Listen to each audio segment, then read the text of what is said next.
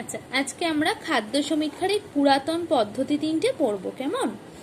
খাদ্য হিসাব পদ্ধতি পড়ব, খাদ্য তালিকা পদ্ধতি পড়ব এবং খাদ্যপঞ্জি পদ্ধতি পড়ব। তার আগে বলি, খাদ্য সমীক্ষা কিন্তু এই পদ্ধতি এমন একটা ব্যাপার যেটা কিন্তু সারা বছরের যে কোনো সময় করা যায় না। কেন? বিভিন্ন সময় পরিবারের খাদ্য তালিকা বিভিন্নভাবে প্রভাবিত হয়। কখনো শীতকালীন ফলমূল শাকসবজি খাদ্য তালিকায় থাকবে, কখনো গ্রীষ্মকালীন থাকবে, কখনো বিভিন্ন রকম প্রাকৃতিক দুর্যোগ হতে পারে। হ্যাঁ, তারপরে কোনো ফ্যামিলি হয়তো অনেক তাড়াতাড়ি, মানে হয়তো দেখবি জানুয়ারি মাস থেকেই গরমের সবজি খান, আবার কোনো পরিবার অনেক আগে থাকতে খান। তো এই জন্য এটা একটু অসুবিধা হয়। তো দু ধরনের অবস্থার মধ্যে কোনো একটা থেকে যদি তথ্য সংগ্রহ করা থাকে তাহলে অপরটার সাথে কিন্তু মিল থাকবে না এবং দুটো বিপরীত ধরনের তথ্য সংগৃহীত হবে। সেই জন্য বছরে 3 থেকে 4 বার তথ্য সংগ্রহ করতে হয় এবং এর গড় থেকে খাদ্য গ্রহণ, খাদ্যাভ্যাস বা ওই অপুষ্টিতে ভোগা, এই যে ব্যাপারগুলো, এগুলো কিন্তু তবে বোধগম্য হয় পুরো ব্যাপারটা। আধুনিক মত অনুযায়ী বলা হয়, যেহেতু সারা বছরের এই 3-4 বার সময় সাপেক্ষ ব্যাপার, এটা না ব্যয়বহুল, হ্যাঁ, সেই জন্য 1 সপ্তাহ ধরে জাতীয় সমীক্ষা চালানো। লক্ষ্য রাখতে হবে যে কোনো অনুষ্ঠানের জন্য বাড়িতে অতিথি এসেছেন কিনা, বা তারা অন্য কোথাও গেছেন কিনা, বা কিছু একটা নতুনত্ব ঘটলে সেটা খাদ্য তালিকা থেকে বাদ দিতে হবে। ধরো একদিন হয়েছে অন্য কিছু খাবার, সেটা তাহলে খাদ্য থেকে বাদ যাবে, কারণ সেটা তো রোজ হয় না। বিরিয়ানি হয়েছে, কোনোদিন হয়তো আলুর পরোটা হয়েছে, এই যে ব্যাপারগুলো।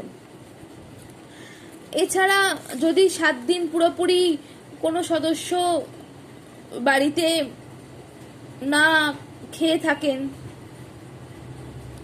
তাহলে সেটাও বাদ দিতে হবে, বা কোনো সদস্য যদি পুরোপুরি বাড়িতেই থাকেন সেটাও দেখতে হবে।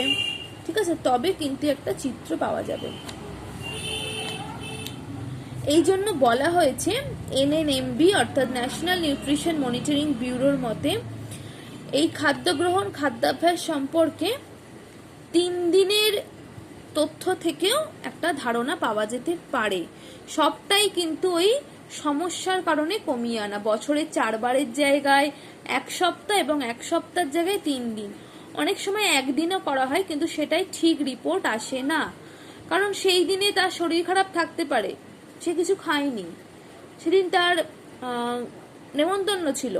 অন্তত 3 দিনটা মিনিমাম করা উচিত। ঠিক আছে, আচ্ছা চলো এবার আমরা চলে আসব এই পদ্ধতিগুলোতে। আচ্ছা, পরিবারের খাদ্য নির্ধারণের জন্য আগে এই 3টে পদ্ধতি কিন্তু ব্যবহার করা হতো। এটার জন্য খাদ্য নির্ধারণ সম্পর্কে কিন্তু আগে জানতে হবে। কোনো পরিবারের খাদ্য নির্ধারণ বলতে কি বোঝায়, যে কোনো একটি পরিবার সদস্যরা ঠিক 1 সপ্তাহে কতটা পরিমাণ খাদ্য খান, সেটাই হলো ওই পরিবারের খাদ্য নির্ধারণ। ঠিক আছে, প্রথমেই আমরা আসব খাদ্য হিসাব পদ্ধতি। কিরম ভাবে করা হতো? এটা হচ্ছে খুব সহজ সরল প্রসেস। কোনো পরিবার তার সদস্যদের জন্য কোন খাদ্য কতটা ক্রয় করে সেটা হিসেব করে রাখা হয়। বাজার দর, খাদ্যগুলোর জন্য যা ব্যয় হয় সেটাও লিখে রাখা হয়। সপ্তাহের শেষে মোট খরচের হিসাবটা নির্ণয় করা হয়, বা এক মাসের হিসাবে করা যেতে পারে। এটা খুব সোজা, সুবিধা হচ্ছে এটা খুব সোজা, কিন্তু অসুবিধা কি?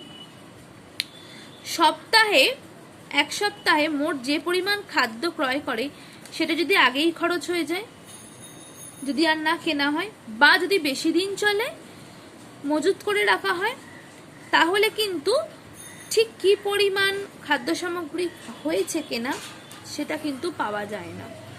ঠিক আছে, বা যারা দিন আনা দিন খাওয়া করেন তাদের ক্ষেত্রে এই পদ্ধতিটা কিন্তু কাজে ঠিক আসে না, মানে সমীক্ষার ফল ত্রুটিযুক্ত হয়। এরপর আমি বলবো খাদ্য তালিকা, ফুড লিস্ট পদ্ধতি। এটাও খুব সহজ, বহুদিন ধরে এই প্রসেসটাই ফলো করে আসা হচ্ছিল।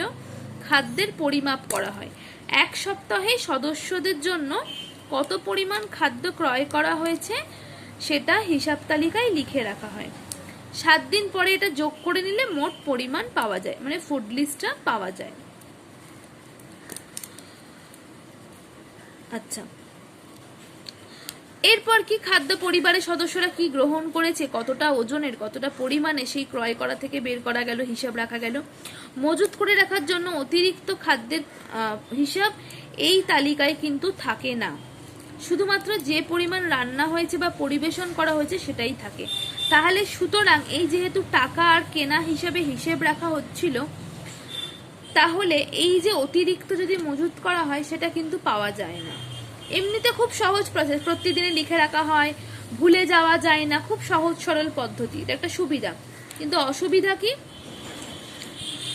যদি দৈনিক খাদ্য সামগ্রী গ্রহণের পরিমাণ ঠিকমতো প্রদান না করেন গৃহকর্তা বা গৃহকর্ত্রী, যদি অতিরিক্ত কোনো পদ রান্না হয় সেটা বাইরে থেকে কিনে এনে খাওয়া হয় বা বাইরের কারোর জন্য রান্না করা হয় অতিথির জন্য, অনেক সময় সংকোচ বোধ করেন, না বলবো না থাক, জেনে যাবে আমি এত খেয়েছি, 2টো মাছ খেয়েছি, ও বাবা জানবে না আমি মাছ খাইনি, বলবোই না, ঠিক আছে বলে দি খেয়েছি। স্বতঃস্ফূর্ততা দেখান না, সত্যি কথা বলেন না, ঠিকঠাক ইনফরমেশন দেন না, সেই জন্য ভুল রিপোর্ট আসে, সমস্যা হয়। এরপর আসছি খাদ্যপঞ্জি, ফুড রেকর্ড। খাদ্যপঞ্জি পদ্ধতিটি কি, এটা কিন্তু বেশ একটু জটিল, এটা একটু জটিল। খাদ্য সমীক্ষা করার সময় সপ্তাহ শুরুতে অতিরিক্ত যে খাদ্য সামগ্রী সেগুলোর ওজন নেওয়া হয়, এরপর যে বাজার থেকে কিনে আনা হচ্ছে সেগুলো পরিমাপ করার পর সেগুলোরও ওজন নিয়মিত লিখে রাখা হয়। 7 দিন ধরে এরকম করার পরে সপ্তাহের শেষে আরো একবার যেটা বেশি রইল সেটার ওজন নেওয়া হয়। এরপর এই যে বাদ দেওয়া হলো যে মোট কত ওজন শুরুতে ছিল, সপ্তাহের শেষে কত, সেইখান থেকে সবার হিসেব পাওয়া যায়। এরপর দেখো যদি সব খাবার পচে যায় বা কেউ খেলো, মানে দেওয়া হলো খেতে পারলো না, ঠিক আছে, সেইগুলো কিন্তু এই খাদ্যপঞ্জিতে নথিভুক্ত করা হয়, সেই জন্যই বলা হয় এটা একটা জটিল প্রসেস, ঠিক আছে, সেই জন্যই বলা হয় এটা একটা জটিল প্রসেস।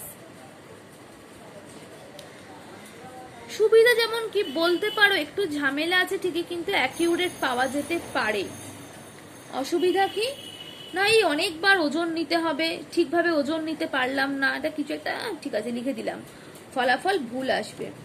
এবার বারবার এই যে ওজন নেওয়া হয়, সেই জন্য এই পদ্ধতিটা কিন্তু একটা জটিল পদ্ধতি, কষ্টকর, সময় সাপেক্ষ পদ্ধতি হিসেবে বিবেচিত হয়, ঠিক আছে। তাহলে আজকে আমরা পুরাতন পদ্ধতিগুলো পড়লাম, ঠিক আছে, পরের দিন আমরা নতুন পদ্ধতি যেগুলো আছে পরের দিনে তারা কিছুটা পড়াবো।